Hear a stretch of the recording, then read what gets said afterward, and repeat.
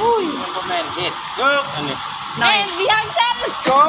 ได้เป็นดอกเป็นหยังสำเนาะพุดเอาบ่ครับมาแตกเถิบอยู่ในหน้าปะให้มันใหญ่ๆแหน่มันจังสิอิ่มได้ว่าบ่ทันโมเนาะใหญ่กว่าบ่ทันโมพี่น้องเพิ่นมาขายเฮ็ดให้พี่น้องเอ้ยเฮ็ดปวกน้อยๆเลยตีเบิ่งด้วยหน่อยคักหน่อยแน่น้องมันหากระแตกขึ้นมาได้นี่ค่ะมันจะตาดีนั่นแหละไก่มันโป่งค่ะ สีจงให้มันใหญ่ในกระบอกเนาะเจ้าก็ได้บ่อีต้นมันแต่แท้โอ้ยเบิ่งแน่น้อยกันหน่อยคักหน่อยแน่พี่น้องเอ้ยเพื่อขูดแล้วเนี่ย3 ชั่วโมงพุ่นแล้วนี่เนาะเอาทงเดียวจะช่องทงครับบ่นั่นล่ะจังหวะนั่นเลือกเอาตัวมันสีตึงๆเป็นดอกเนี่ยนะฮะตัวมันเป็นสีดอกเนี่ยนี่ได้ดอกนี่เป็นดอกแม่อยู่เนาะใหญ่นี่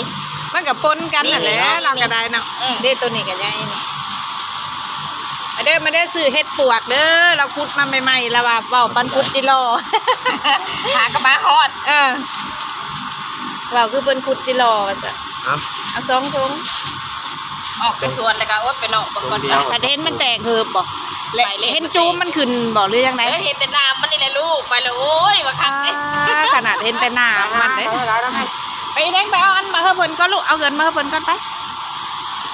เห็นแต่น้ำรับทราบอยู่